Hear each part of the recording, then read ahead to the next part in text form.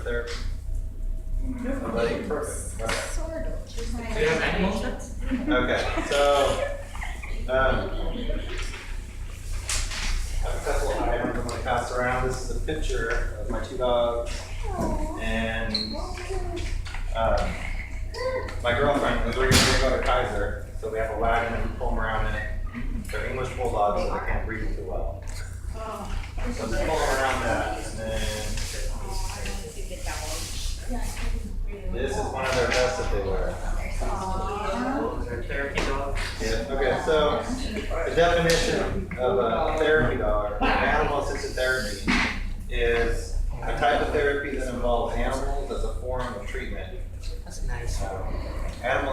The goal of animal-assisted therapy is to improve the patient's social, emotional, and cognitive functioning. So the areas I'm going to talk about will be what goes into having a dog become a therapy dog, examples of treatments that you can use for speech, occupational therapy, and physical therapy. Since you're limited by your creativity. And last is the benefits of animal-assisted therapy with patients. All right, so what goes into getting your dog certified? The first thing is obedience classes. So the closest place here in the valley to do it is up in Sonora. So it's a 12-week long course that you have to go to with your dog. The first 8 weeks is like general obedience. Stuff you learn in like Petco. You know, sit, stay, come on call, just real the general stuff. After you do that, then they start doing other stuff like bringing you into a room with a hospital bed, having the dog around different hospital equipment, dropping stuff around the dog like bedpans, and just the noise, you know, that they might hear in a hospital. Make sure you're not going to jump or go crazy, as some dogs do, some dogs don't.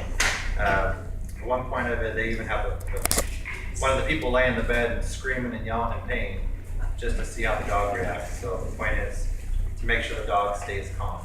Not all dogs can do it, so they're kind of weeding dogs out. Not every dog can be used for therapy. The next thing would be completion of a Therapy Dog International exam. So at the end of your 12 weeks, they run you through an exam just like you would for anything else. The handler is registered to the dog, so both my dogs are registered to me. So even though my dog's registered, I couldn't give my dog to Kathy and say, "Hey, here, you know, go treat some patients with my dog." There's liability issues with the insurance, and they're registered to you. You have to take them to the vet. They need to get a clear bill of health. They get run through blood tests, make sure all their vaccinations are up to date, just in general health. And the most fun part is the fees. You're volunteering your dog, so you are paying for everything. So you pay for the classes, which is like $300. You pay for, there's two different places you can go. One's Therapy Dog International, one's Delta Society. You have to register with one. And that right there, I think is $200. Then your liability insurance for the dog. $3 million in liability insurance. So that covers if my dog was to bite someone. It also covers if my dog fell off the ground and died. They'll reimburse me to buy another dog, all the training, everything that would go into getting, you know, something similar to what I have. So that's a yearly fee? That's a yearly thing. If you were to take your dog to a place, say I brought him here, and he wasn't covered and something happened, you know, it'd be on me. So it's different than a lot of skilled nursing places will have pets. Like we have cockatiels and fish, you know, but those are pretty safe. Fish aren't going to jump out and bite somebody. Unless you put your fingers up near the cockatiels. Right. So examples of treatments you can do with your dog, like I said, these are just examples. You're only limited by your creativity. So for physical therapy, the patient can improve their dynamic balance by walking with the dog.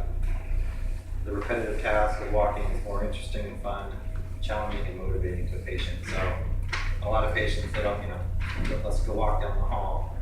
And they might not really want to. They just say, hey, let's go walk this dog down the hall. You you might get a better response than you would if just say, let's go for a walk. For speech, a lot of patients, there's one here in particular right now who had a stroke. His speech is real bad. It's getting better, but he gets very frustrated with when he's trying to talk and he can't, almost like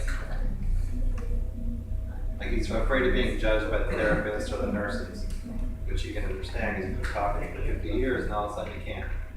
So a dog could help in that because a dog would help them not feel judged.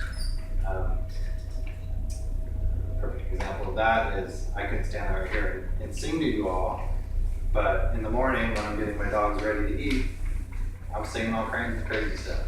Doesn't make any sense what I'm doing. They don't understand what I'm saying, but I have no problem singing to my dog. I do it every day.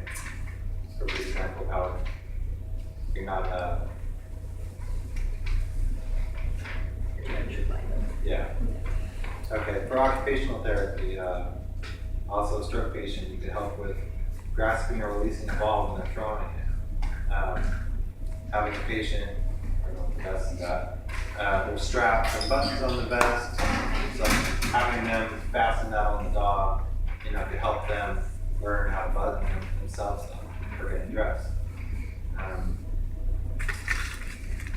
The last one is the benefits of animal system therapy. So there are many. The ones I picked out is they improve your fine and gross motor skills, right, all kinds of different stuff. Doing the buttons, taking it off the walk. It reduces anxiety, grief, and isolation. If I had my dog here right now, I would be way less nervous. I brought my dog when I had public speaking classes. I brought my dog because that was my big fear. Improves willingness to be involved in a therapeutic group or program. Perfect example of that is, I don't remember her name, it was a patient that we had here. This is a cat leash. Doesn't look like much, but it's a cat leash to her. I had her for a few times. She would not come out of her room for anything. I couldn't get her to do anything. I said, hey, let's get dressed. I don't want it. Let's get out of this room and go outside. I don't want it. Let's brush your teeth. I don't want it. Just did not want to do anything with me at all. Until I mentioned something about, do you have any pets? As soon as I brought up, does she have pets? She told me about her cats. And I said, well, I have a cat. And we started talking about cats. And then before you know it, I had her outside on the cat leash, laughing in the sun. So I went from someone who multiple times refused me, didn't want to do anything with me, to we're out and about, laughing, having a good old time. And like 2 days later, she got discharged. And she came over and gave me a hug before she left. And it was totally different than how she was when I started with her. So it also improves social skills. It makes people want to interact with you. And some of the clinical stuff that's been proven is therapy animals reduce blood pressure. I've walked in rooms many times at hospitals and watched people's blood pressure go down.